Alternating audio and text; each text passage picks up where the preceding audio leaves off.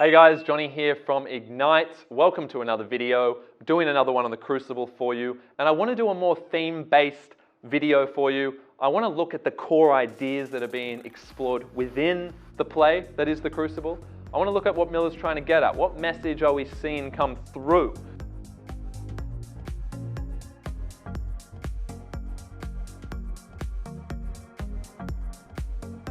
We've covered some videos on the form and how he's chosen to present it. We've covered videos on context, which is why he's chosen to present the play in that way. Now I want to look at what he's actually presenting. What model of power are we really exploring? So let's go into it.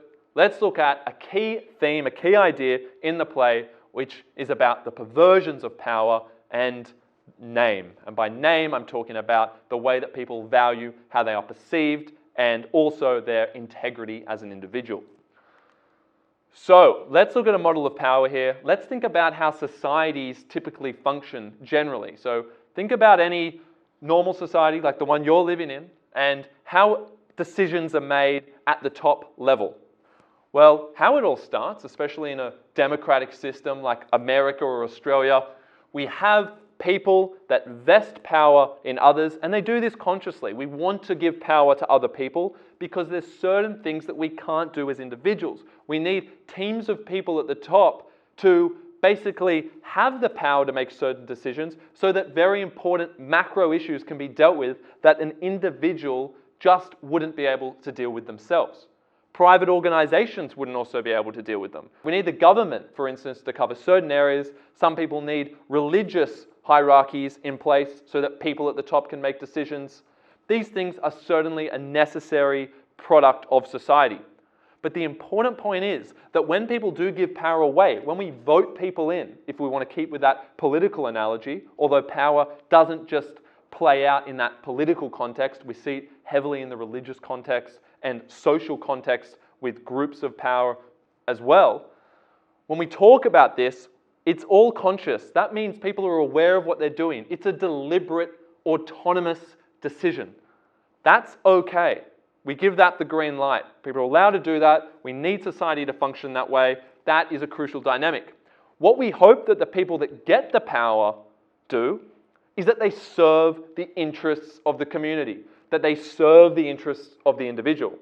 That is a society at its optimized level of functioning. We want that to happen. We want that power distribution to result in it basically being reverted back to the individuals. No problem, no qualms with this model.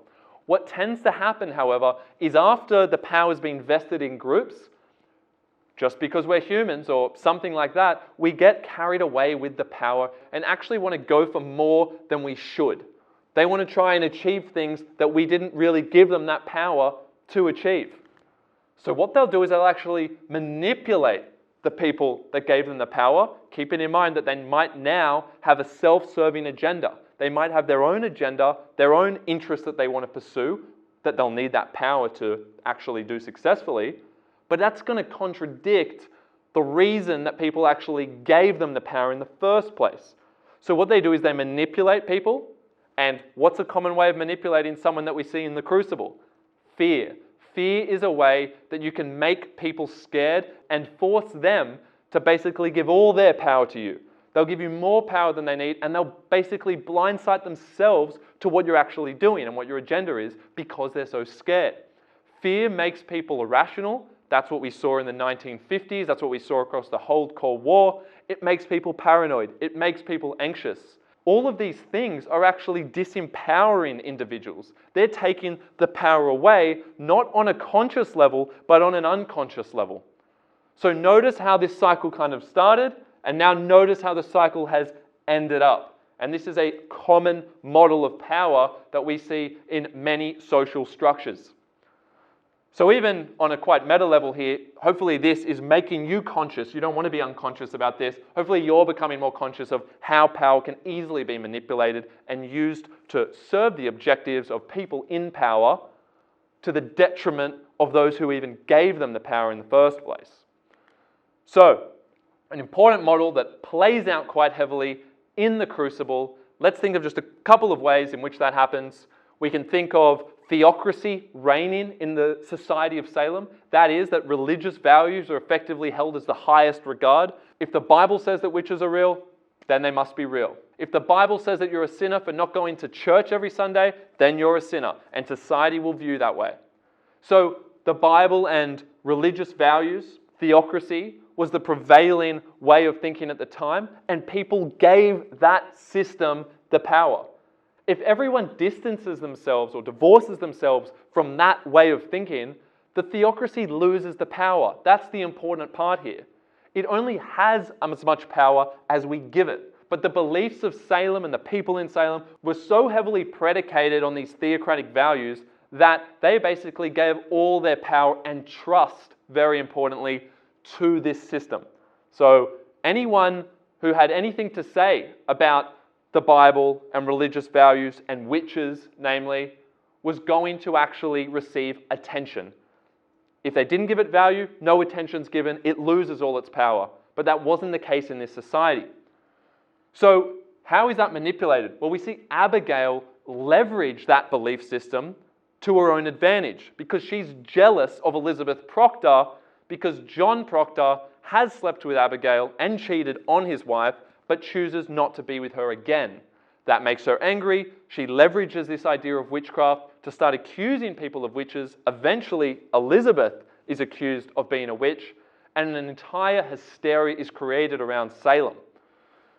What this does is it puts everyone in a state of fear, which allows them to be manipulated. They become ultra unconscious, and they start getting so scared of being accused as a witch so that other people can fulfill their private agendas, and that might just be that they don't want to be called a witch, that they will happily receive a complaint of being a witch and then point that at someone else. If they can point that at someone else and allege that there's actually a greater witch than them that has simply enchanted them, then they'll basically be off the hook. But what you're doing by blaming someone else for being a witch, you're basically perpetuating something that you know not to be true. That's sucking the authenticity and integrity out of you. Simply to preserve the perception of your name, you're ironically foregoing the substance of your name. And we see John Proctor kind of agitate against that the entire play, where basically in the end he does choose to preserve his name with the help of some others who are also going to be hung, and he dies to preserve it. And that's an important message. You have to die with your name in order to preserve integrity. Otherwise, society is going to become plagued by these perverse ways of thinking where you'll actually concede what you know not to be true and therefore become completely disempowered and give all the power to these systems and these people who are at the other end of it. So keep in mind how that cycle plays out within the Crucible, and I hope that has helped enlighten you a little bit about power in general. I'll see you guys on the next video. Please like and subscribe. Look forward to doing the next one.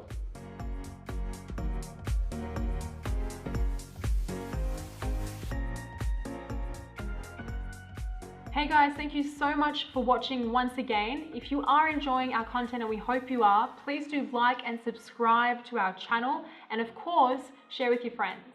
That's right guys, thanks for watching, but please do make sure you check out our very special resources. They're quite unique. We've made a whole bunch of state rank practical guides for all your English texts out there. So check out the link now at ignitehsc.com.au. Let us know what you think. Otherwise, we'll see you in the next video.